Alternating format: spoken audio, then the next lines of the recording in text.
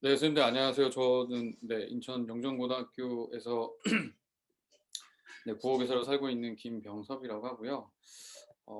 오늘 시간이 이제 길지가 않아서 음, 제 이야기를 얼른 하고 제 이야기를 들으면 이게 이렇게 저렇게 또 아이디어나 혹은 궁금함이 떠오르실 것 같아요. 그래서 그것에 대한 대답을 하면서 수업 시연을 동시에 진행해보는 그런 시간을 갖도록 하겠습니다.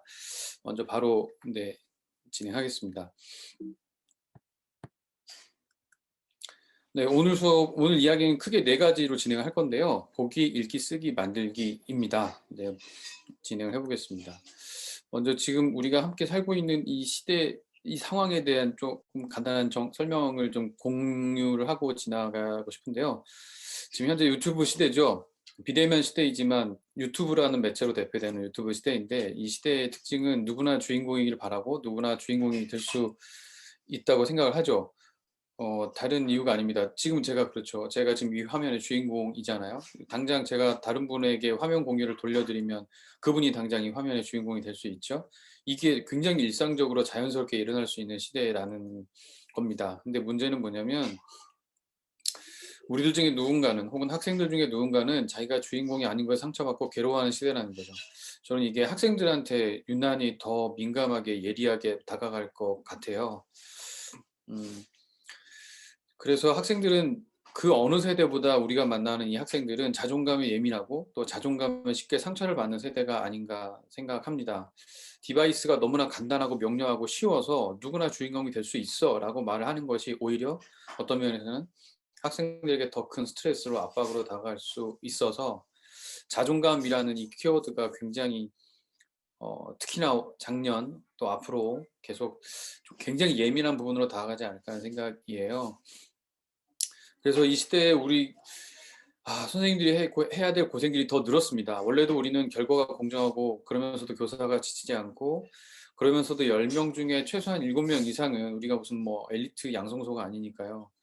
열의 7분 참여할 수 있는 수업을 기획해야 되는데 거기에다가 더 학생의 자존감을 돌보아야 된다라는 것까지도 새로운 목표, 제가 보기에는 제 경험상은 새로운 목표인 것 같거든요. 이 목표를 앞으로 계속 이어가야 되는 거죠. 그럼 이걸 어떻게 해야 되느냐에 대한 고민인데 여러 가지 방법이 있습니다. 앞에 소개해드린 대로 전 크게 네 가지로 말씀을 드리려고 합니다. 첫 번째는 보기인데요. 본다는 건 사실을 정확하게 파악하는 수업을 말합니다. 모든 배움의 기초고 모든 교과의 기초죠. 그리고 기본적으로는 지필평가에 관한 문제이고요. 선생님들도 저도 그렇지만 지필평가를 낼 때 늘상 하는 위글을 통해 알 수 있는 사실은 위글의 바른 것은 아닌 것은 이게 정말 그야말로 사실을 정확하게 파악하는 거죠. 굉장히 중요한 수업입니다. 그러나 문제는 학생들이 잘 참여하지 않는다는 데 있죠.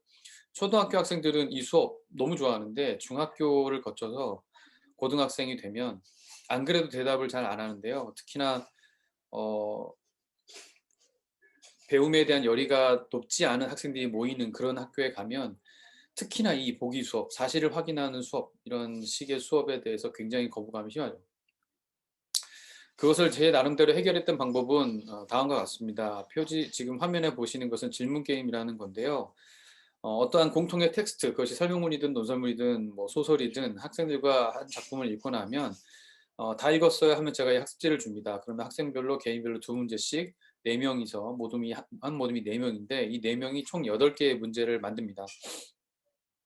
8개 문제를 다 만드는데 이 문제를 만들 때 중요한 건 사실 확인 문제예요. 그래서 본문을 통해서 명확하게 답을 확인할 수 있는 사실 확인 문제를 내야 됩니다.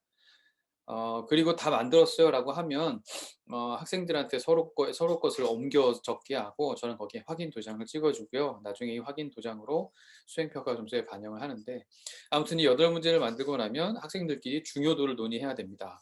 이 중요도는 굉장히 중요합니다. 학생들이 대본에 질문이 나와요. 선생님 중요한 게 뭔가요? 학생들한테 그 질문이 나왔다면 저는 일단은 성공한 거죠. 왜냐하면 이 수업의 목적은 중요한 게 뭘까를 고민해 보게 만드는 거거든요. 그게 이 시스템의 제일 큰 목적입니다. 아무튼 그렇게 해서 학생들이 별 3개, 2개, 1개로 중요도를 체크하고 나면 4명인 한 모둠에서 한 명을 이렇게 세워서 다른 각 모둠에서 다 그런 다음에 이 사람들이 한 명씩 자리를 바꿔가면서 앉은 다음에 자기 모둠에서 만든 문제를 앉아있는 3명에게 냅니다. 8문제를 다 내고요. 한 문제당 대답할 기회는 한 번씩 3명 중에 1명이라도 정답을 맞추면 정답을 맞춘 걸로 인정하고 넘어갑니다. 그렇게 해서 점수를 계산해서 가장 높은 모둠부터 간식을 주는 간식 점수를 활용하고요. 이 수업의 또 하나의 좀 다른 별난 점은 학생들한테 미리 예고를 해요. 이 질문 게임 수업에서 잘 만든 질문들은 이번 시험에 내겠다 하고 진짜로 시험에 나옵니다. 근데 이 수업을 한번 진행을 해보시면 굉장히 재미있는 사실은 학생들이 문제를 낼 때 고작 2문제를 내는 건데도 학생들끼리 문제가 겹쳐요. 학생들이 모든 걸 옮겨가면서 문제를 내는데 그때도 문제가 겹쳐요. 자기 모둠에서 만든 문제를 저쪽 모둠에서도 만들었거든요. 그리고 나중에 제가 이걸 모아서 한 번 더 강조하려고 퀴즈쇼를 진행하는데 각 모둠의 학습지 문제지 중에 괜찮은 문제들을 제가 문제를 내는데 그걸 보면 제가 원래 중요해서 같이 해결해 보고 싶었던 문제들이 거기에 겹쳐져 있어요. 그리고 심지어는 학생들의 이 질문들이 시험 문제에 나오는 거죠. 그러니까 학생들이 만든 이 문제가 서로 겹친다는 것은 중요도가 이 문제 만들기 수업의 기준이기 때문에 이런 일이 벌어집니다. 그리고 학생들이 만든 이 문제는 질병을 출제되고 학생들이 만든 질문 중에 굉장히 우수한 뛰어난 것들은 제가 나중에 이렇게 표시를 해놨다가 학생부에다가 기록을 해주죠. 교과 특기에다가. 근데 문제가 있습니다. 이 수업 해보시면 굉장히 생각보다 꽤 효율적으로 잘 되는데 재미있게 문제는 비대면 시대라는 거죠. 크게 2가지 제가 좀 겪어보니까 또 여기저기 많은 분들에서 다양한 상황에 여쭤보니까 2가지 경우가 있는데 지금 현재에도 학생들 사이에 일정한 거리만 유지할 수 있다면 그러니까 교실에 학생 수가 좀 적은 학교에서 근무하시는 상황이라면 그냥 모든 수업으로 그냥 이걸 그냥 쭉 진행하셔도 됩니다. 적당한 거리를 유지하고 마스크를 쓰고요. 근데 만약에 그럴 수 없는 최소 한 20명 이상의 좀 학생들이 있는 그런 학급이시라면 그렇게 진행을 할 수가 없는데요. 그때 저희 학교도 그랬거든요. 저는 지금 인천 영종고등학교에 있고 굉장히 좀 열악한 환경에 배움에 대한 열의가 굉장히 낮은 학생들이고 14학급에 대략 한 380명 정도의 학생들과 수업을 했었는데 이 학생들과 진행을 할 때 저희는 이렇게 했습니다. 어떻게 했냐면 질문 게임을 진행을 했는데 그것을 온라인에서 개인별로 진행을 했어요. 그래서 진행은 이렇게 했습니다. 공통의 텍스트를 이제 온라인에서 영상으로 공유를 한 다음에 그다음에 교과서 공부해 주세요 이렇게 한 다음에 2번째는 제가 퀴즈를 냈습니다. 퀴즈를 냈어요.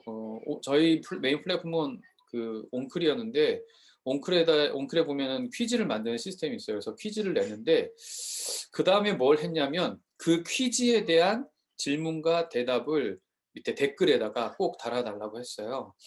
이게 왜 그랬냐면은 학생들에게 한 명이 무조건 한 질문씩을 반드시 해야 되고 정답을 알면 당연히 답도 만들어야 되는데 만약에 답을 모르면 질문만 해야 되고요. 질문도 없으면 질문이 없습니다 라고 써야 됩니다. 만약에 이러한 댓글도 안 달면 결석으로 처리하겠다 이렇게 아주 강력하게 밀어붙여 가지고 했어요. 그랬더니 놀라운 일이 벌어졌는데 380명의 학생들 중에 대략 한 200개 정도의 질문이 달렸고요.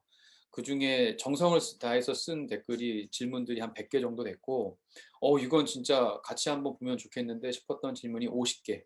그중에서도 좀 정말 억지로 한 거 빼고 정말로 학생이 궁금해하는 질문인데 제가 진행하는 수업과 너무 잘 어울리는 괜찮은 멋진 질문들이 대략 한 30개 있었어요. 그래서 저는 이걸 어떻게 했냐면 바로 대댓글로 답을 주고 싶었는데 온클에 또 그런 시스템이 없어가지고 그 질문들을 다 복사해서 붙여넣기 해서 페이지 하나에 모은 다음에 거기에 대한 댓글을 밑에다가 다 써줬습니다. 그리고 이 학생들한테 이걸로 수업을 하나 또 다시 개설을 해서 공유를 했고요. 학생들에게는 여기에서도 시험 문제가 나올 수 있으니 꼭 공부해 다오 이렇게 말을 전했죠. 제가 그렇게 수업을 했던 건 작년 같은 경우에는 문법 수업이었는데 저는 의문의 변동 수업을 이렇게 진행을 했더니 너무 저한테는 굉장히 즐거운 수업이었고요. 왜 즐거운 수업이었냐면 크게 2가지인데 일반적인 온라인 수업의 장점이기도 한데 제 눈앞에 엎어져 자거나 딴소리를 하거나 떠들거나 하는 학생이 안 보이더라고요. 저는 그냥 저만 열심히 하면 돼요. 그냥 화면을 보면서. 이게 하나의 장점이었고 2번째는 제가 얘들아 이거 보자, 이거 중요해, 이거 다시 한번 봐야지, 이건 이런 거야, 거기 뭐 하고 있니, 이렇게 안 해도 되더라고요. 왜냐하면 학생들이 저한테 질문을 한 거니까요. 저는 그냥 학생들이 저한테 한 질문에 대해서 답을 하고 제가 알고 있는 지식 안에서, 제가 가지고 있는 역량 안에서 최선을 다해서 답을 열심히 했죠. 그리고 그걸 이렇게 페이지로 만들고 영상으로 만들고요. 그랬더니 학생들에게 나중에 고맙다는 인사를 받더라고요. 저는 예나 지금이나 했던 거를 똑같이 하는데, 정말 다른 건 뭐냐면, 예전에는 제가 중요하다고 그냥 일방적으로 강조했죠. 근데 지금은 학생들이 저한테 묻고 저는 그 물음에 답한 겁니다. 이 시스템이 되니까 고마움이 고마움으로 이어지는 상황이 되더라고요. 저는 이게 제일 아주 중요하고 또 우리의 교실에서 반드시 이루어져야 될 상황인 것 같은데, 아무튼 좀 시스템을 이렇게 바꿨더니 이렇게 바뀌지니까 좀 이런 게 있어서 선생님도 한번 활용해 보시면 어떨까 싶습니다. 네, 질문 대답. 아무튼 이렇게 했더니 좋았던 점은, 온라인으로 개인 질문과 해달 모아서 진행을 했더니 열정이 있는 학생이 눈에 보였어요. 실력이 높고 낮고를 떠나서 정말 배우려고 하는, 자신의 실력이 더 나아지길 바라는 학생들의 간절함이 보였고요. 또 잘하는 학생은 얼마만큼 잘하는지도 보였고요. 왜냐하면 질문을 어떤 질문을 하느냐 그 자체가 그 학생의 역량을 그대로 보여주거든요. 그래서 제가 여력이 되고 시간이 되고 정말 어, 그, 그 학생과의 만남만 가능하다면 그 학생들 수준에 맞는 도움도 가능해서 저는 이 시스템이 꽤 괜찮지 않나 생각이 듭니다. 근데 문제가 있습니다. 지금 말씀드린 수업은 문법 수업의 사례였고요. 이게 아니더라도 그 이전에 말씀드린 사실 확인 질문 같은 경우라도 이 수업은 굉장히 해보시면 재밌지만 굉장히 닫혀 있습니다. 왜냐하면 당연해요. 왜냐하면 교사가 닫힌 질문을 요구했거든요. 그래서 닫힌 질문은 굉장히 폐쇄적이죠. 그 작품 안에서만 의미가 있거든요. 만무방의 주인공의 이름이 무엇인가, 뭐 응칠이가 형인가 응호가 형인가, 그거는 중요하죠. 중요하지만 그건 그 작품 안에서만 중요한 거지, 그 작품을 떠나면 만무방이 아닌 다음에는 응호나 응칠의 이름을 우리가 알아야 될 필요는 없죠. 근데도 불구하고 닫힌 질문은 중요합니다. 왜냐하면 닫힌 질문이 열린 질문의 바탕이 되기 때문이죠. 아무튼 그걸 다 치고, 그렇다면 열린 질문, 그러니까 비판, 추론, 상상, 우리가 하나의 작품을 통해서, 하나의 텍스트를 통해서 학생들과 정말 더 잘하고 싶어하는 그 비판, 추론, 상상은 어떻게 할 수 있을까요? 그거에 대해서 저희 나름의 답은 뭐였냐면, 읽기 수업을 진행하자는 겁니다. 그냥 정보를 파악하는, 그야말로 눈앞에 뭐가 보여 이런 거가 아니라, 정말 내가 눈앞에 보이는 것들이 있었는데 그 보이는 것들 사이의 관계를 파악하는 게 저는 읽기라고 생각하거든요. 스마트폰을 보느냐 스마트폰을 읽느냐는 전혀 다른 문제입니다. 매체가 스마트폰이냐는 저는 전혀 중요하지 않다고 생각합니다. 다만 대부분의 사람들이 스마트폰을 그냥 보기만 한다면 그건 제가 보기엔 굉장히 큰 문제고요. 내 손안에 있는 게 스마트폰이든 신문이 됐든 소설이 됐든 뭐가 됐든지 간에 그것을 읽고 있다면, 그러니까 자기가 눈으로 파악한 정보들 사이의 관계를, 맥락을 파악하고 있다면 저는 그게 신문이든 사설이든 소설이든 스마트폰이든 중요하지 않다고 생각합니다. 아무튼 핵심은 읽기라는 거죠. 그래서 요건 요거를 저는 어떻게 해결했냐면, 모둠 함께 질문 게임이라는 방식으로 해결을 했는데요. 이건 아까 말씀드린 것과 더 단순합니다. 뭐냐면 모둠별로 질문 한 개씩 저한테 제시를 하고 선착순이고, 여기에서 논의할 수 없는 엉뚱한, 정말로 그야말로 말도 안 되는 질문, 혹은 너무 비판 추론 상상의 영역을 벗어나는 질문은 제가 커트를 다 하고요. 이야기할 만한 질문이라고 하면 그걸 받아서 바로 칠판에 적습니다. 네, 칠판에 적는데, 이런 수업들을 하면서 학생들이 발표를 할 때도 발표에 일정한 양식이 있는데요. 그게 뭐냐면 이겁니다. 학생들이 이 질문을 저한테 제시를 해요. 그리고 그 질문을 다 받은 다음에 저는 그 질문을 다시 하나씩 가져가게 하고, 모둠별로 그 질문을 해결할 시간을 5분에서 10분 정도 주고, 저는 그 문제를 임의로 배정을 하는데, 학생들이 발표를 할 때도 일정한 기준이 있습니다. 뭐냐면 반드시 발표를 할 때는 작품의 몇 페이지 몇 번째 줄을 근거로 했느냐, 그거를 먼저 말을 해야 돼요. 그 다음에 자신의 논리를 말해야 됩니다. 학생들이 이렇게 발표를 하면 저는 칠판에다 그걸 그대로 적는 거죠. 지금 화면에 보고 계신 것은 허생의 영의정 추천 인사청문회라는 수업인데요. 이 수업을 할 때도 마찬가지입니다. 허생을 영의정으로 추천을 하려고 한다. 왕이 인사청문회를 열었다. 여러분 이 소설에 등장하는 인물들 중에 한 사람을 선정해서 찬성 혹은 반대를 주장을 하되 근거를 작품 안에서 가져오고 논리를 밝히시오. 이게 이제 이 수업의 논리였는데요. 보시면 안성과일 상인 왼쪽 위에 보시면 326페이지를 봤더니 뭐 이런저런 것을 학생이 직접 읽었고요. 그 읽은 걸 근거로 학생들의 논리는 뭐였냐면 독점의 폐해를 잘 아는 허생이기 때문에 경제 능력이 대단히 뛰어나다. 그래서 국가를 잘 운영할 수 있기 때문에 영의정을 추천한다. 이제 이렇게 나오는 거죠. 아무튼 저는 이런 것들을 학생이 발표하면 쭉 적습니다. 쭉 적고요. 그리고 맨 마지막에 이걸 다 가로로 대가로로 묶은 다음에 밑에다 한마디를 더 적습니다. 뭐라고 하냐면 기말고사 시험 문제 출제 범위라고 쓰죠. 그리고 학생들한테 얘기합니다. 여러분 이거 시험에 나옵니다. 물론 이게 다 나온다고 할 수는 없죠. 문제 수가 제한이 있으니까.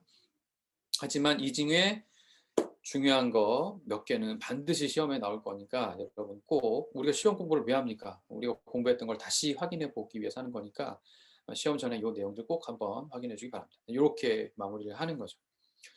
어, 근데 문제가 있습니다. 이렇게 오프라인에서 이렇게 수업을 진행하는데 문제는 온라인 수업은 어떻게 하냐는 거죠. 어떻게 해야 학생들과 함께 요거를 온라인으로 진행할 수 있을까? 저는 이렇게 해결했습니다. 어떻게 해결했냐면 패들렛으로 해결을 했는데요.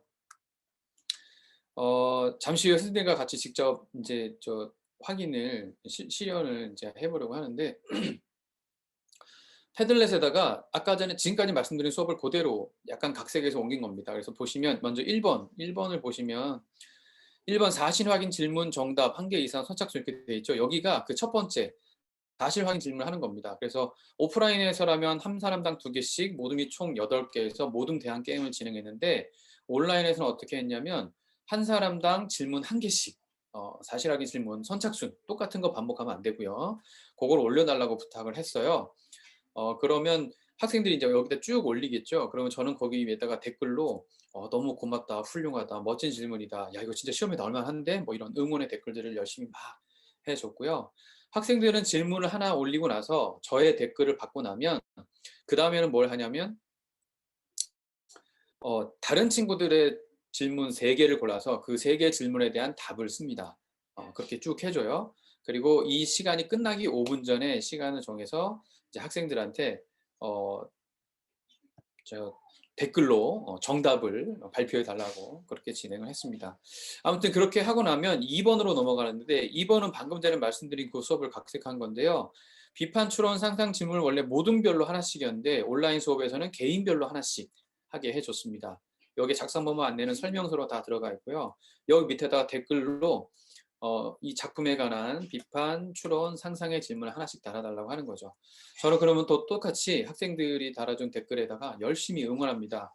너무 고맙다, 훌륭하다, 대단한데, 야, 이거 진짜 멋진 질문이야. 이런 것들을 막 하고요.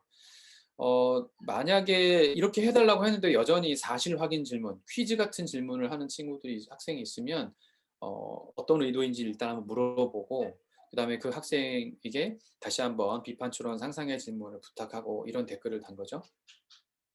그리고 학생들 중에 정말 멋진 질문을 달아주면 저는 그 질문을 바로 복사해서 옆에다가 붙여넣기를 했습니다. 그래서 모든 별 토론하기 논제 1, 논제 2, 논제 3, 논제 4, 논제 5, 논제 8번까지 쭉 거기에다가 쓴 거죠.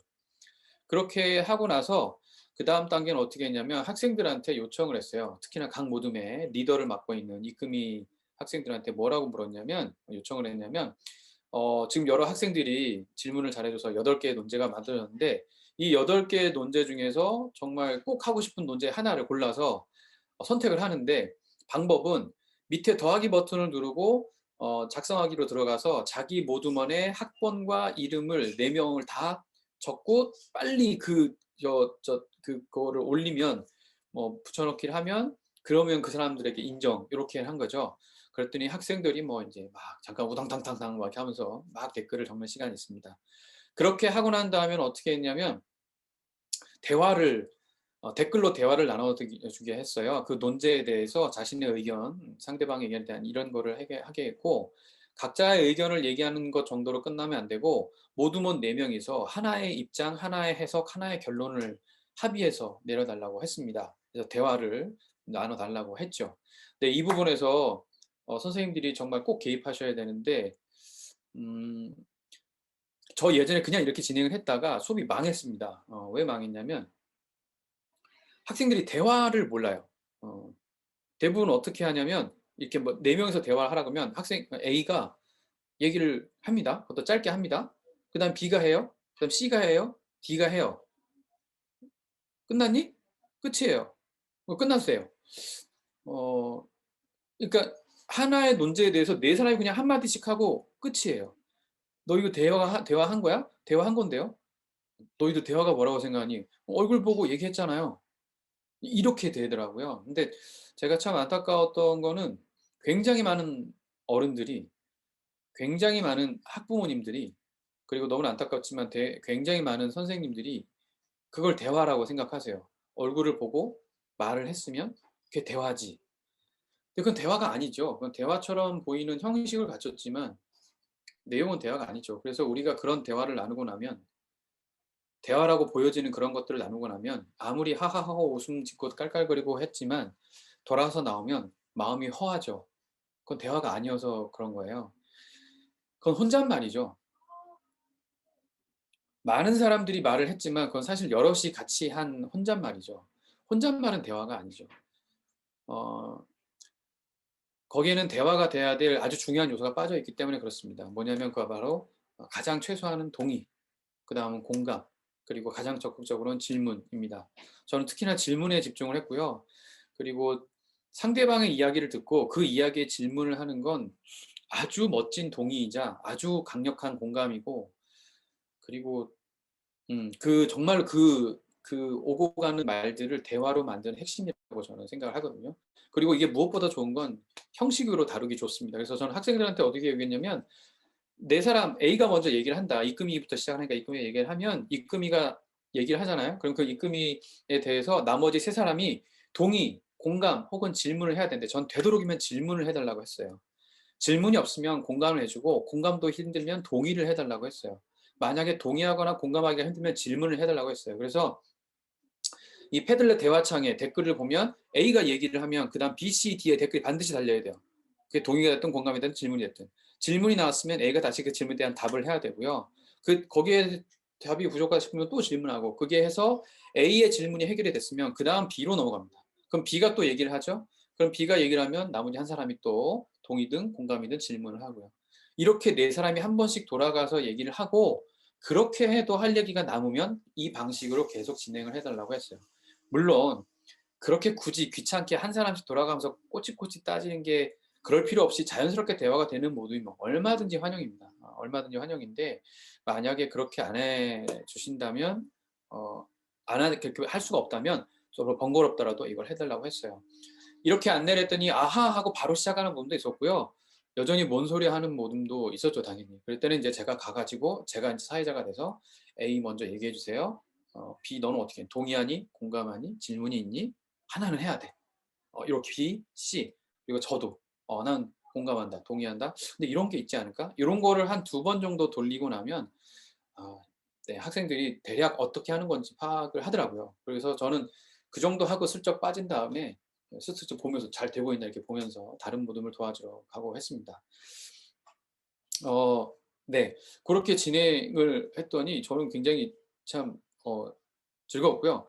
돌아다니면서 저는 학생들이 열심히 대화를 하는 가운데 이제 저도 댓글로 열심히 참여를 했고, 조금 사소한 것 가지고 싸우거나 감정적으로 버티고 있거나 대화가 없거나 이런 모둠에 들어가 가지고 열심히 댓글을 달아주거나 학생들을 좀 다독이거나 아니면 직접 찾아가서 얘기를 나누거나 했죠. 여기까지 하는 거를 1차적으로 간단히, 그러니까 자세히는 못하더라도 처음에 맛보기까지만 할 수 있는 걸 수업 시간에 진행했어요. 학생들을 대고 컴퓨터실로 온라인, 대면 수업을 할 때 여기까지. 그래서 이렇게 하는 거야 라고 하고 일주일 정도 한 다음에 3시간, 3시간, 4시간 정도에 걸쳐서 그 다음 주에 온라인 수업일 때 학생들한테 이걸 온라인으로 맡긴 거죠. 그래서 온라인으로 이 대화가 더 많이 진행될 수 있도록 그렇게 진행을 했습니다. 그렇게 하고 난 다음에는 학생들한테 발표문을 모두모에게 역할을 줬는데요. 첫 번째 기록이라는 학생이 있는데, 이 학생들의 역할은 뭐냐면 발표문을 쓰는 겁니다. 지금 요 패들렛 보면 발표문이라고 있죠. 그러니까 그 위에서 댓글로 토론을 막 하고 난 다음에 발표문에는 그 논제에 대한 내용을 정리해서 이 기록의 의무예요. 여기다가 이제 정리를 하고요. 그 다음에 각 모둠에 큰 입이라는 아이가 있어요. 발표하는 친구들인데 이 발표하는 학생들은 뭘 하냐면 발표를 하는 거예요. 근데 어떤 발표를 하냐면 발표문을 일단 읽고요. 그 다음에 그 밑에 다른 모둠에서 질문 공격을 막 했거든요.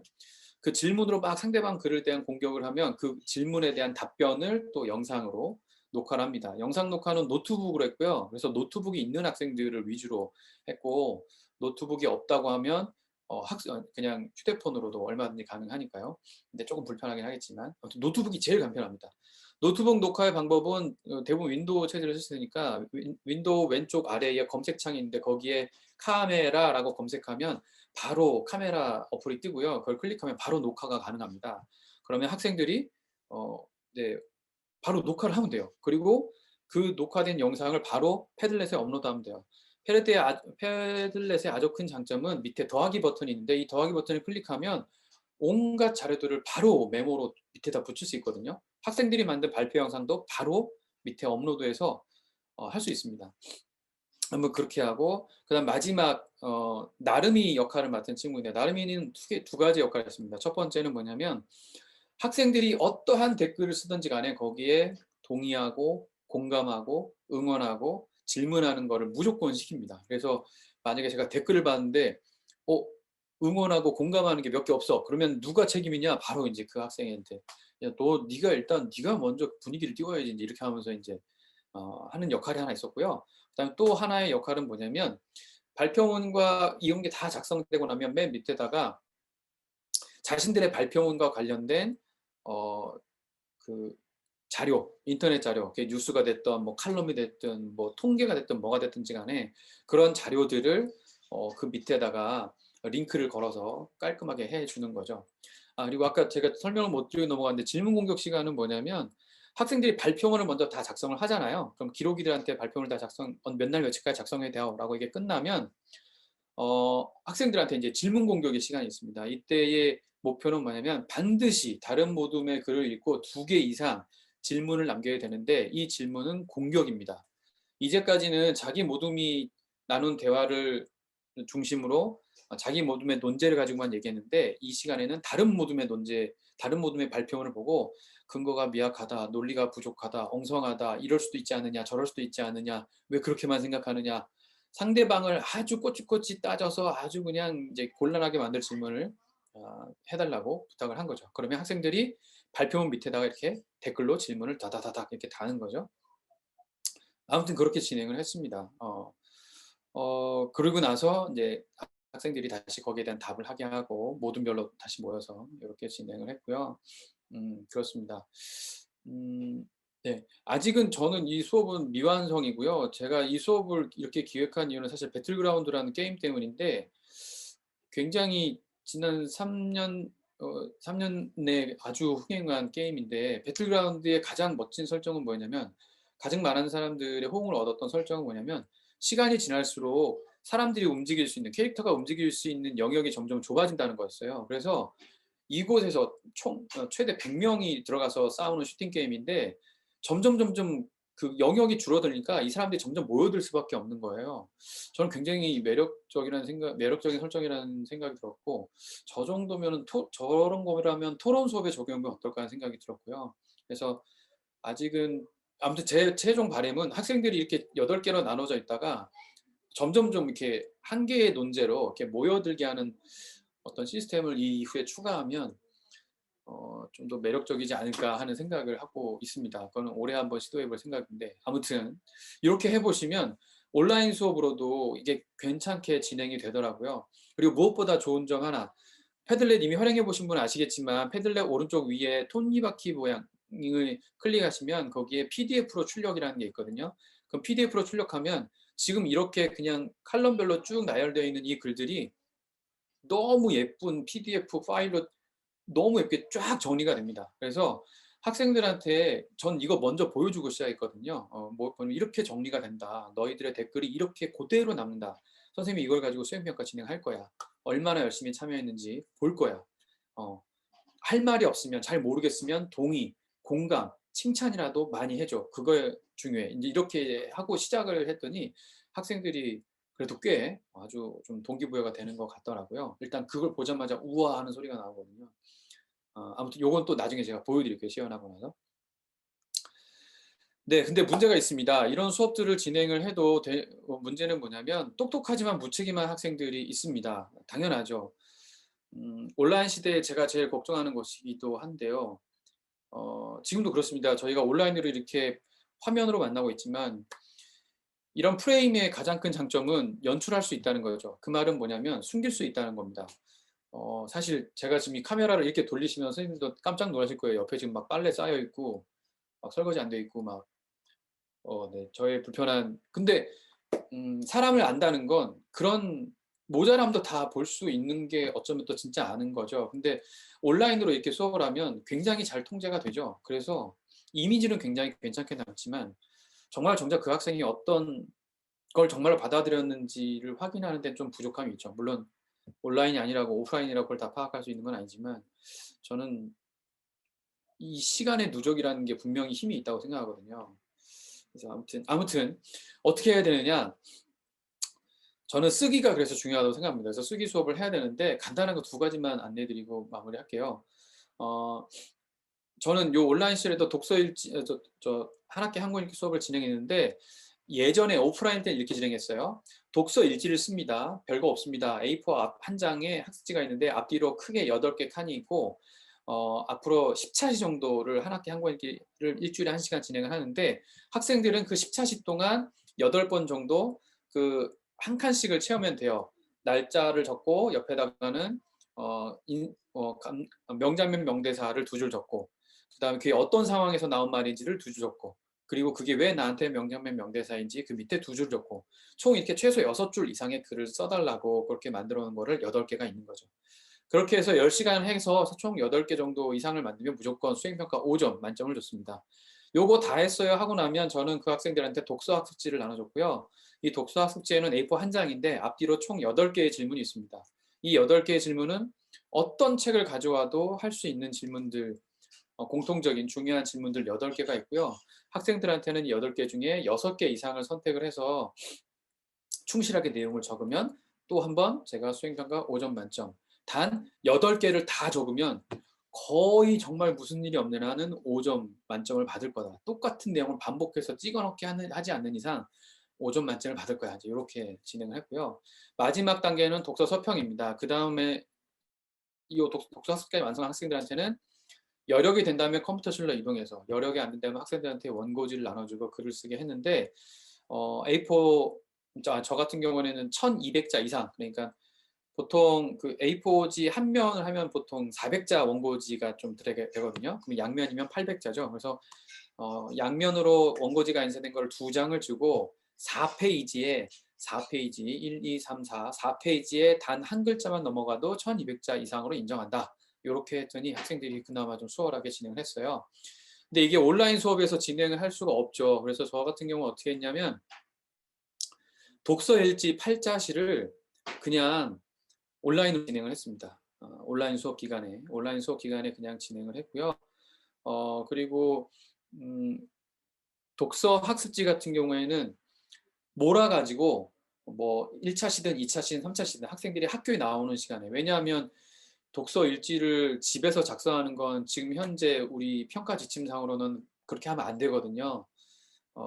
그래서 책 읽기는 집에서 하되 집에서는 아니 학교에 와가지고는 박사 독서 일지를 쓰는 거죠.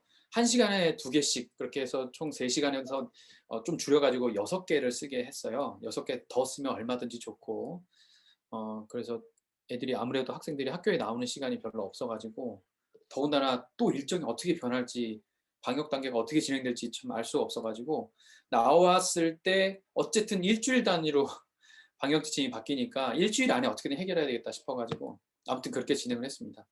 독서 학습지도 학생들이 나왔을 때 학교에 나왔을 때 바로 작성할 수 있게 2시간에 걸쳐서 완성을 하게 했고요. 마지막에 서평도 마찬가지입니다. 서평도 학교에 나왔을 때 작성을 하게 했는데 올해 같은 경우에 제가 좀 성공이자 실패했던 거는 온라인 수업이라서 저도 당황스러워서 그냥 대응을 하느라 그렇게 했는데, 그냥 이를테면 독서를 그냥 개인별로 맡긴 거죠. 수업 하나로 구성을 했지만 제가 보기엔 글쎄요. 그 시간에 그 책을 읽은 학생들이 거의 없었겠죠. 그래서 올해는 어떻게 하고 싶냐면, 올해는 실시간 줌으로 하려고 해요. 그래서 그 시간에 적어도 그 한 학기 한 권 읽기, 책 읽기 시간만큼은 학생들을 다 줌으로 불러와서 특별한 사정이 없다면 다 와가지고 출석 체크한 다음에 읽는 거죠. 책을 넘기면서. 책을 넘기면서 읽고, 그리고 실시간으로 학생들이 댓글을 좀 어디에 패들렛을 만들어서 거기에 댓글을 좀 남기게 하든 아니면 온클에다 남기게 하든, 그래서 학생들이 언제든 자신의 댓글을 확인해 볼 수 있는, 그런 정도. 물론 평가에 들어가지 않지만 나중에 자신들이 학교에 나와서 독서 일지를 쓸 때 미리 좀 도움을 받을 수 있는, 그런 걸 좀 남겨놓으면 좋지 않을까. 지금 현재 그렇게는 생각하고 있습니다. 두 번째는 모둠 독서인데요. 오프라인에서는 이렇게 했습니다. 모둠별로 4명이서 같은 책을 읽고 개인별로 독서학습지를 일단은 작성을 합니다. 앞에서 했던 것과 똑같이. 독서학습지를 작성을 하고, 그 다음에 그 독서학습지 내용을 바탕으로 모둠 독서 대화 보고서라는 이 파일에다가 각자 4명이 각자 쓴 내용을 다 이제 써서 붙입니다. 붙이고 거기에 대한 대화를 나눈 다음에 모둠 보고서를 작성을 했어요. 근데 이게 되게 지금 보면 되게 원시적인 방법으로 한 거죠. 그러니까 책을 읽고 각자 쓴 다음, 손으로 쓴 다음에 그 손으로 쓴 거를 바로 이제 그 공통의 파일에다가 돌아가면서 노트북으로 이렇게 돌아가면서 옮겨 적는, 그런 다음에 대화를 나누는, 이렇게 진행을 했는데, 지금은 그렇게 안 해도 되겠더라고요. 오프라인에서 하면서 이렇게 했는데 오히려 온라인을 만나서 저도 좀 나름의 해결책을 찾은 건데, 어떤 게 있냐면 아까 보셨던 패들렛을 활용하시면 됩니다. 학생들이 모든 별로 책 읽는 건 어차피 읽는 거니까 뭐 가능하다면 온라인 줌으로 책 읽는 시간에 같이 읽도록 하겠죠. 대화를 나누는 것은 패들렛을 이용해서 하고요. 그리고 학교에 나와서 모든 보고서를 작성을 하는 거죠. 왜냐하면 저희가 패들렛은 이미 대화를 다 나눈 게 있으니까 만나서 집중력 있게 우리가 어떤 대화를 나눴지 막 얘기해서 같이 보고서를 완성을 하는 거죠. 근데 여기에 대해서도 많은 분들이 고민하시는 게 있어요. 그리고 지금 새로 내놓은 평가 지침에도 명확하게 나오는 게 있는데, 모든 평가를 하더라도 개인 평가를 하라고 나와 있습니다. 어렵죠. 어려운데 저는 이렇게 해결했습니다. 어떻게 해결했냐면, 제가 이렇게 수업을 진행한다고 해도 당장에 분명히 학생들한테 그런 학생들이 있을 거예요. 선생님 아시죠? 쟤네들 다 놀았어요. 제가 다 했어요. 그런 학생 분명히 있거든요. 그런 학생들에게 저는 이제 지금은 이렇게 얘기합니다. 걱정하지 마라. 너희들 지금 4명이서 대화 나눈 걸로 모든 독서 대화 보고서를 제출해서 이를테면 그걸로 5점 만점을 받았다고 치자. 그래, 너 고생했지만 다른 애들 놀았지? 근데 요거 끝난 바로 다음 시간에 개인 보고서 쓰기 수행평가를 할 거야. 똑같은 책으로 하면 되고, 그리고 양식도 모든 독서 대화 보고서랑 똑같아요. 질문이 똑같다는 거죠. 8개의 질문이. 똑같은데, 다만 다른 것은 무엇이냐? 모든 독서 대화 보고서를 작성할 때는 모든 자료를 다 활용할 수 있어요. 저한테 물어봐도 되고, 친구들이랑 얘기하는 건 당연히 되고, 책을 봐도 되고, 학습지를 봐도 되고, 전부 다 돼요. 그러나 개인 보고서를 쓸 때는 책을 봐서도 안 되고요. 학습지를 볼 수도 없고요. 친구들한테 물어볼 수도 없어요. 그리고 당연히 저한테 물어봐도 안 돼요.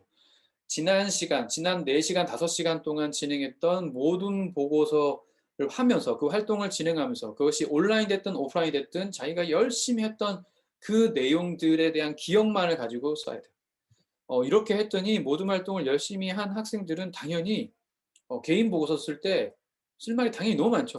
안 한 애들은 쓸 말이 없어요. 그렇게, 근데 배점은 똑같아요. 5점, 5점이든 10점, 10점이든.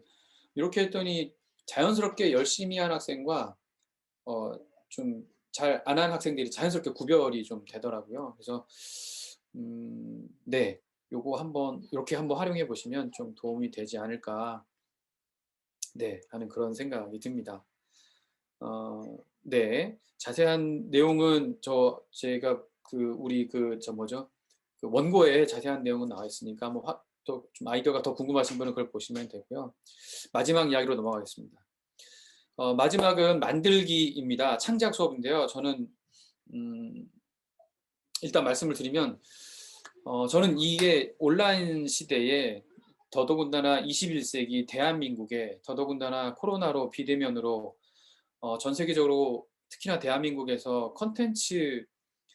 우수한 컨텐츠를 만들어내는 것 자체가 우리나라의 다음에 어떤 좀 거창하게 말하면 산업, 경제의 큰 바탕이 될 만한 그런 시절에 살아가고 있기 때문에 학생들한테 이 만들기, 창작 수업을 해보는 게 굉장히 의미 있다고 생각하고 온라인 시절이어서 더 매력적이라는 생각이 들거든요.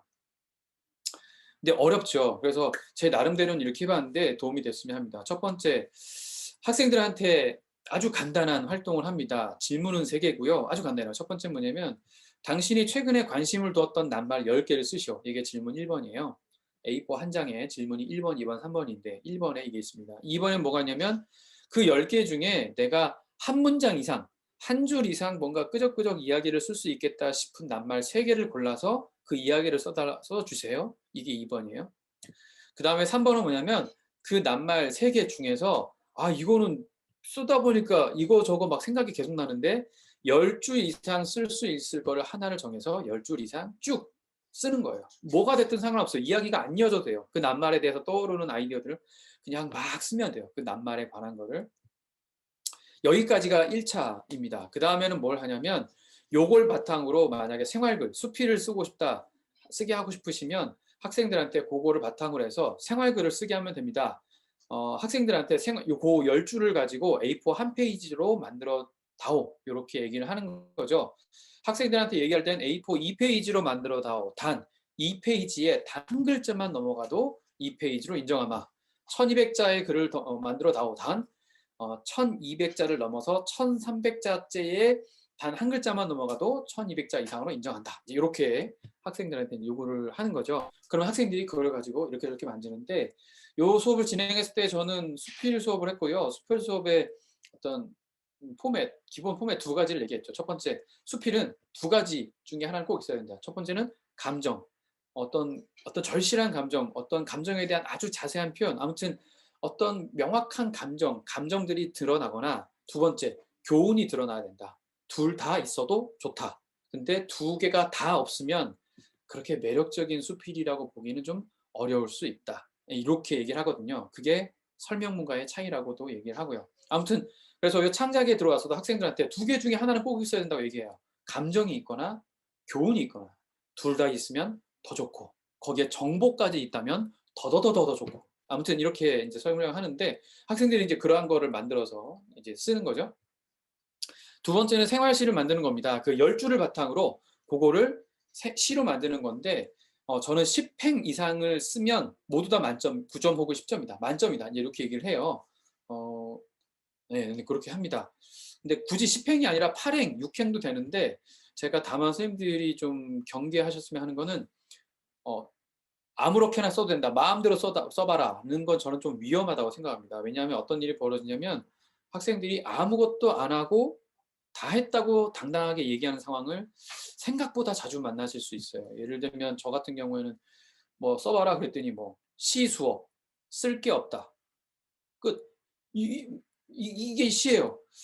너무 좋은가요? 근데 저는 그게 뭐 100명 중에 1명이면 참 매력적이고 좋은데 그게 한 반에서 막 한 대여섯 명 나와버리면 와 이거는 정말 좀 속에서 좀 불이 나더라고요. 아무튼 그래서 이렇게 좀 몇 줄 이상이라는 형식의 제한을 두시면 그런 아이들은 거의 줄어들고요. 그래도 어떻게든 뭔가 그 아이의 삶과 맞닿은 이야기가 시 안에 오롯이 담기는 그런 게 훨씬 많이 발견되더라고요. 그래서 아무튼 이런 형식의 제한을 두시면 좋겠다는 거. 마지막 3번째입니다. 소설입니다. 소설 창작은 굉장히 어렵습니다. 시간도 최소한 6시간 이상은 잡으셔야 되고요. 고된 일이죠. 하지만 제가 정말 장담하건대 그 뿌듯함과 성취감은 정말 이루 말할 수 없습니다. 정말 멋진 작품들이 나오고 나중에 수행평가를 할 때 그 수행평가의 고됨이 사라지더라고요. 너무 반갑고 신기하고 재밌어가지고. 음, 올해 저는 이제 3분의 선생님이랑 같이 수업을 했는데 올해도 이런 소설 창작 수행평가를 했거든요. 근데 요를 진행했더니 꽤 괜찮은 작품이 많이 나왔어요. 방법은 다음과 같습니다. A4 한 장짜리 학습지에 앞뒤로 총 6개의 질문이 있는데 첫 번째 질문은 뭐냐면 학생들한테 실문을 막 제가 좀 쌓아 모아놨다가 시사 주간지랑 같이 모아놨다가 쫙 나눠주고 학생들한테 요구합니다. 요거를 보고 전혀 관련이 없는 신문기사 두 개를 찾아서 그 내용들을 요약해다오. 이게 1번이에요. 그 다음에 두 번째는 뭐냐면 그 전혀 관련 없는 두 개의 신문기사를 어거지로 한번 연결해 보라고 부탁을 해요. 정 연결을 못하겠으면 그 두 개 중에 하나만 가지고 해도 된다. 물론 그 두 개의 신문기사는 각자 뭔가 이야기가 될 만한 매력적인 신문기사여야 되는 거죠.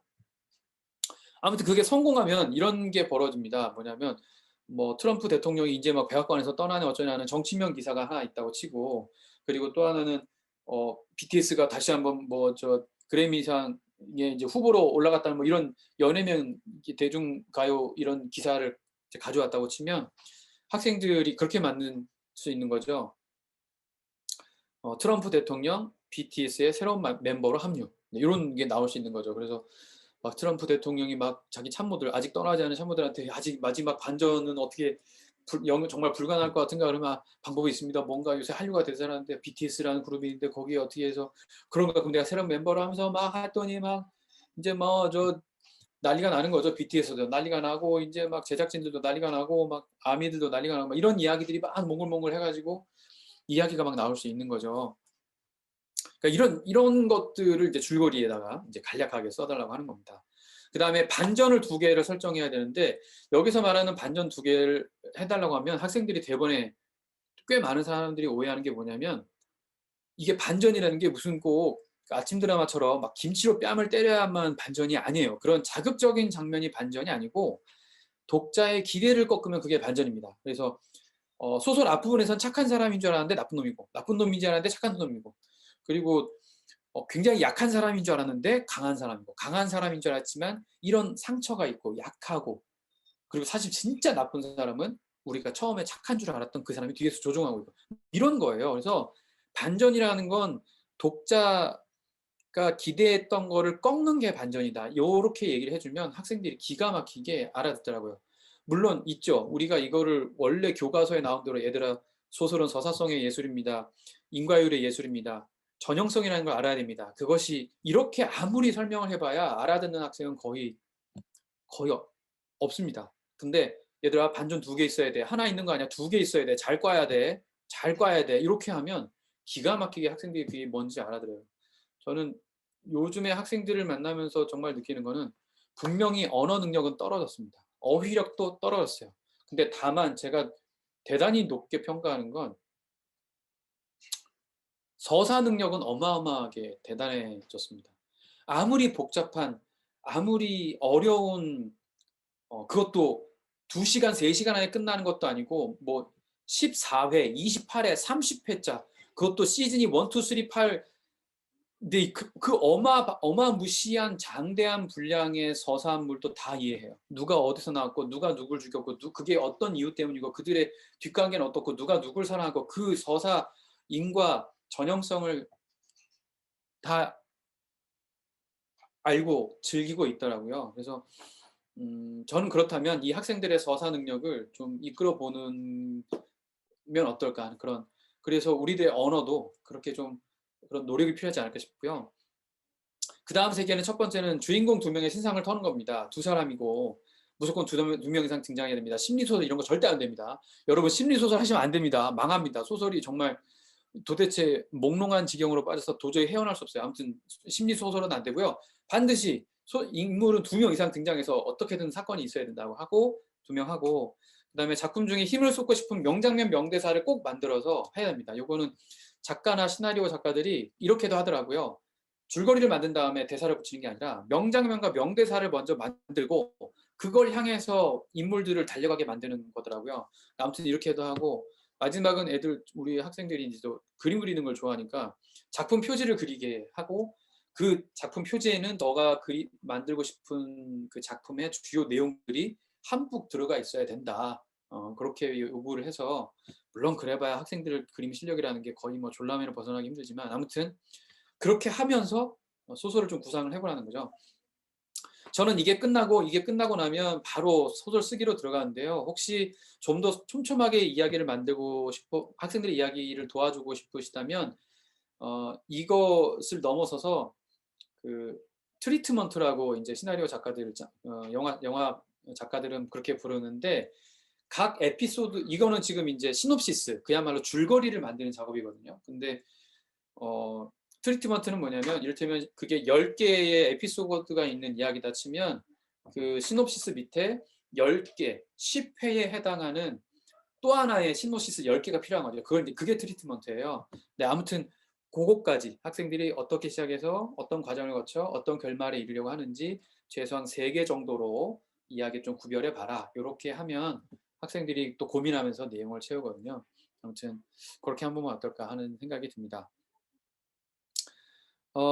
그런데 문제가 있습니다. 어떤 문제가 있냐면 학생들이 이런 민원이 들어와요. 저는 창작물에 대해서만큼은 학생들의 평가를 대단히 후하게 주거든요. 제가 원하는 기준을 채웠다면 대부분 9점 아니면 10점인데, 그러다 보니까 아니, 선생님 쟤는 정말 그 선생님이 말하는 기준을 물론 채우긴 했지만 진짜 살짝살짝 채우기만 했고, 근데 아시잖아요. 저는 정말 몇 날 며칠 밤새가지고 트럼프 기사 저 20개 넘게 읽었어요. 그다음 BTS도 멤버 아미로 가입했어요. 그래서 막 정말 저 몇 날 며칠 고생해서 만들었는데 쟤랑 저랑 같은 건 좀 너무하지 않나, 이렇게 이제 원망하는 학생들이 있어요. 근데 그 학생들의 원망을 잘 들어보면 수행평가 1점을 더 주세요 보다 더 간절한 무엇이 있더라고요. 그게 뭐냐면 인정받고 싶어요. 더 인정받고 싶어요. 더 정말 많이 노력했는데 그만한 인정을 못 받은 것 같아요. 이런 거더라고요. 그래서 그걸 해결하는 방법은 저는 학생의 작품을 세상과 만나게 하는 건데, 어, 이런 겁니다. 학생이 만든 생활시는 인스타에 공개를 하면 됩니다. 기말고사 끝나고 방학에 들어가기 전 애매한 시간에, 혹은 학생들이 온라인 기간이라면 온라인에다가 학생들 오프라인일 때 학생들이 쓴 시를 다 뭐 휴대폰으로 찍어가든 뭐 어떻게 하든 가져가게 한 다음에 학생들한테 그걸 인스타에 올려달라고 하는 거죠. 그리고 자기가 쓴 시와 어울리는 사진, 이왕이면 자기가 직접 찍은 사진이면 제일 좋은데 그 사진을 같이 올려달라고 하는 거죠. 그리고 해시태그에다가 2020 인천영종고 시인 1학년 5반 이렇게 적어달라고 하는 거죠. 그러면 아무리 인스타에 올라가는 뭐 컨텐츠가 많아도 해시태그에 2020 인천영종고 시인 1학년 5반이라고 적은 게시물은 그 반밖에 없어요. 그러면 제가 인스타에 들어가서 해시태그 검색에 그 검색어를 넣으면 그 반 애들까지 쫙 나옵니다. 쫙 나와요. 그러면 저는 그거를 보고 하루는 또 이제 온라인 수업 미션으로 뭘 주냐면, 친구들이 올린 그 인스타 그 시에 3명 거를 찾아서 3명 거를 찾아서 댓글을 달아주는데, 비판 절대 안 되고요. 비난 더더욱 안 되고요. 욕설 당연히 안 되고요. 그러면 저한테 크게 혼납니다. 그러면 안 되고, 그 시가 왜 좋은지 가장 인상 깊었던 구절을 하나, 제가 10행을 했는데 10행 중에 제일 마음에 드는 구절을 하나 쓰고 그게 왜 마음에 드는지를 비롯해서 이 시가 자기가 좋았던 이유를 써다오. 그거 3명만 하면 수업한 걸로 인정. 이렇게 이제 진행을 하는 거죠. 페이스북에도 공유하고요. 그 다음에 네이버, 그리고 소설 같은 경우는 학생들에게 네이버 소설로 공유했는데, 보여드리면, 요게 이제 네이버 소설인데, 네이버에 지금도 선생님 저 요거 끝나고 바로 지금 보시면서 바로 달 수 있어요. 네이버 웹소설 검색해서 들어가셔가지고 거기에서 작가 등록하시면 바로 등록되거든요. 그럼 모든 이야기를 다 올릴 수 있어요. 그럼 학생들한테 자기가 쓴 소설을 워드로 쳐가지고 나한테 보내다오. 내가 너희들을 작가로 등록해주마. 네이버 웹소설에 너희들 등록해주마. 그럼 애들 처음부터 저는 그렇게 약속하고 시작했거든요. 그러면 학생들 특히나 이제 수행평가 만점 받은 친구들 중에 정말 수행평가 10점으로 끝나면 안 될 것 같은 진짜 멋진 애들, 멋진 아이디어가 있는 애들한테 연락을 좀 개별적으로 해가지고 보내다오 하면 올리면 저는 이제 그거를 복사해서 붙여넣기 해서 올리는 거죠. 그리고 수필 같은 경우는 학생들 이 브런치 채널이 굉장히 좋은데요. 학생들의 글이 그렇게 길지 않지만 울림이 있거든요. 이게 브런치라는 채널이 굉장히 매력적입니다. 이 브런치가 최근에 뜨고 있는 채널이고, 무엇보다 좋은 건 이 브런치에 올리시면 현재 출판사들이 이 브런치를 통해서 요새 출판을 굉장히 많이 하세요. 우리가 최근에 굉장히 유명했던 수필들, 우리나라에 지금 수필이 엄청 크게 흥행하고 있는데 그 수필들의 꽤 많은 수가 이 브런치를 통해서 공개되고 인정받고 그랬거든요.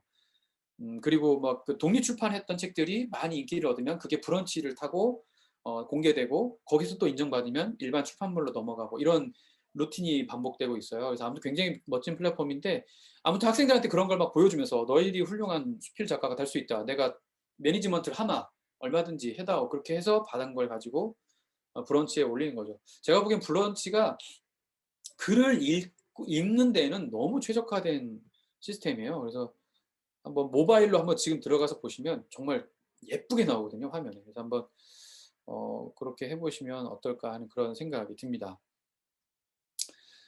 마지막입니다. 사실 요걸 맨 처음에 얘기하고 싶었기도 했는데 학생들을 창작으로 이끌 때 제가 학생들을 설득하는 이유이기도 한데요. 학생들에게 이렇게 얘기합니다. 당신이 작가로 살아야 하는 단 한 가지 이유. 저는 선생님들한테도 말씀드리고 싶습니다. 선생님들께서 작가로 살아야 하는 단 한 가지 이유인데 한 가지는 아니고 세 가지인데요. 첫 번째는 웹소설 시장이 5천억, 현재 5천억 시장이라는 겁니다. 이게 불과 5년 전에 500억 정도 됐고요. 지금 현재 10배가 지나서 5천억이 됐고 앞으로 5년 내에 이게 또 한 번 10배가 될 거라고 많은 전문가들이 예상을 하고 있습니다. 궁금하신 분은 요 밑에 뉴스로 들어가시면 되는데 이 말은 무슨 말이냐면 우리가 만나는 이 고등학생들이 세상에 나가게 되는 건 최소한 3년 후, 좀 길면 한 5년, 10년이 되겠죠. 이 학생들이 세상에 나갔을 때는 이런 컨텐츠를 가지고 이 컨텐츠에 관계된 일을 하는 게 너무나 자연스럽고 익숙한 사회가 될 거라는 거죠. 대한민국이 훨씬 더 그럴 거라는 거죠. 그 학생들에게 작가로 사는 것이 이런 매력이 있다. 혹은 작가로 산다는 게 어떤 거는지 아는 것만으로도 너희들에게 이렇게 큰 속세, 세속적이긴 하지만 이런 경제적 이득이 분명히 너희들한테 있다를 보여주는 거죠. 네. 검색 조금만 해보면 현재 컨텐츠를 만든 작가들이 얼마나 대단한 경제적 부를 누리는지도 자연스럽게 확인해 줄 수 있고요. 두 번째는 라이프 스타일인데요. 저는 저도 이제 저 책을 개인적으로 책을 두 권을 써 보았는데 그 책 두 권을 제가 쓰면서 제가 너무 좋았던 건 뭐냐면 우리가 공무원이잖아요. 저는 올해 45이고 교사로 산지 17년 정도 됐는데 이 정도 되니까 제가 좀 힘든 게 뭐냐면 내가 원하지 않는 사람과 내가 원하지 않는 일을 내가 원하지 않는 방식으로 내가 원하지 않는 때 해야 되더라고요. 그게 그냥 조용히 담임 교사로 그냥 아이들과 이렇게 막 이렇게 지낼 때는 그런 게 그래도 좀 덜했는데 제가 지금 나이가 45이고 또 학교에서 이런저런 요구로 제가 지금 이제 1학년 부장을 맡고 있는데 제가 아까 말씀드렸다시피 14명 선생님의 물 모시고 부장을 했거든요. 학생 수는 380명이고 거기다가 학생들이 이렇게 좀 순한 친구들이 별로 잘 없는 그런 학교여서 정말 온갖 일들을 작년에 참 많이 겪었는데 어, 그렇게 될 수밖에 없더라고요. 제가 공무원이라서 교사라서. 음, 근데 작가로 살면 어떤 게 좋냐면 내가 원하는 사람들과 내가 원하는 시간에 내가 원하는 일을 내가 원하는 방식으로 내가 즐겁게 할 수 있더라고요. 그게 너무 좋더라고요. 물론 잘 돼서 그렇게 해서 내가 생계를 유지할 정도까지 큰 돈까지도 벌 수 있다면 더 할 나위 없지만 내가 좋아하는 사람들과 좋아하는 일을 좋아하는 과정을 거쳐서 하는데 큰 돈은 아니어도 용돈 정도는 벌 수 있어. 그리고 정말 욕심을 내서 꾸준히 했더니 어느 날 어떤 작가도 첫 방에 한 방에 막 대박이 난 그런 사람은 없더라고요. 정말 공부해 보시면 대부분은 일단 다작이 원칙입니다. 다작을 해야 그 안에 몇 개가 터지는 거라 그러는데 아무튼 핵심은 라이프 스타일이 그런 라이프 스타일을 즐길 수 있다는 거죠. 그래서 그게 사는데 참 큰 위로가 되기도 하더라고요. 그래서 그런 게 좋다는 거. 그다음에 세 번째는 예술의 힘인데 제가 제 이야기를 하면서 제 이야기가 아닌 것처럼 하면서 제 이야기를 할 수 있다는 게 너무 매력적이에요. 소설을 쓰면서는. 수필을 쓰면서는 제 평소의 생각과 고민들을 가감하지 않고 또 혹은 가감해서 재밌게 만들 수 있는 이게 제가 일상적으로 받는 어려움, 힘듦, 괴로움, 스트레스를 돌아보게 하고 관찰하게 하고 해결할 수 있는 힘도 키워주더라고요. 그게 굉장히 매력적이어서 전 그게 예술의 힘이라고 생각하는데 아무튼 이런 이야기를 학생들한테 하면서 막 합니다. 매력적이다. 한번 해봐라. 그리고 전 선생님들한테도 말씀드리고 싶습니다. 한번 해보시길 바라고 정말 매력적이라는 걸 꼭 말씀을 드리고 싶습니다. 죄송합니다. 제가 시간을 너무 넘겼네요. 벌써 좀 쉬려고 했는데. 어, 네, 어, 네, 여기까지이고요. 자, 지금부터는 네, 시간 잠깐 10분간 저 선생님들의 의견을 듣고 싶은데 잠시만요. 제가 그 주소에 패들렛 저 댓글에다가 패들렛 주소를 올려놨습니다. 여기 선생님들이 지금 제 이야기만 듣고서는 이게 대체 뭐가 어떻게 가능하다는 건지 궁금하실 것 같아서 제가 소개해드린 수업 중에 제일 좀 복잡한 과정인 게 패들렛을 활용한 독서, 토론, 논술, 모둠 수업이 있었을 거예요. 그래서 그걸 지금 한번 시연을 해보려고 합니다. 지금 보시면 요 패들렛 1번에 댓글을 달아주시면 됩니다. 1번에는 사실 확인 질문 정답 1개 이상 쓰는 게 요게 칼럼인데 요 텍스트는 제 원고를 보시고 오늘 뭐 다 까먹어도 요거 하나는 내가 꼭 기억해야 되겠다 싶은 거를 퀴즈로 만드셔서 뭐 이를테면 뭐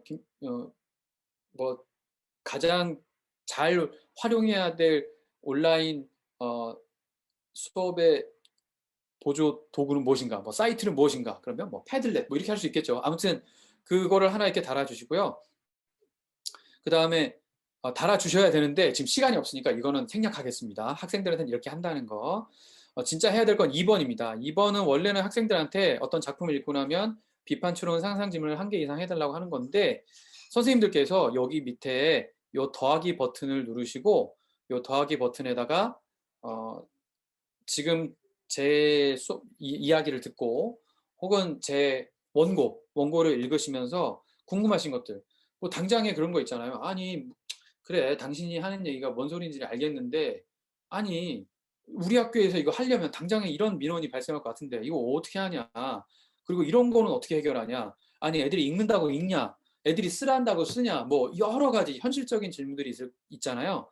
그런 질문들을 요 더하기 창에다가 더하기를 클릭하시고 써주시면 제가 이어서 그거를 좀 댓글로 답을 하고요. 그 중에 괜찮은 댓글들을 요 옆에 논제로 만들 겁니다. 그래서 그 논제를 여기 나온 것처럼 총 8개, 9개까지 쭉 만들고 그 논제에 대해서 제가 선생님들 그 지난 수업 하시는 걸 보니까 이건 뭐 사실 제가 강사로 나선다는 게 좀 민망할 정도로 이미 경험이 풍부하시더라고요. 그래서 저는 선생님들의 경험을 또 이 자리에서 모아보고 싶거든요. 그래서 여기에 논제가 다 정해지고 나면 제가 다시 한번 시간을 드릴 거예요. 그럼 거기에다가 선생님들께서는 이 문제들을 어떻게 해결하셨는지 그 이야기를 써주시면 될 것 같습니다. 네, 제 시간 지금 현재 2시 3분인데요. 시간을 10분간 그러면 좀 쉬시면서 댓글을 요 2번에다가 댓글을 쭉 달아주시기 바랍니다. 그러면 지금부터 10분, 2시 3분부터 2시 13분까지 네, 댓글 쓰면서 쉬는 시간을 하겠습니다. 네, 13분에 뵙겠습니다.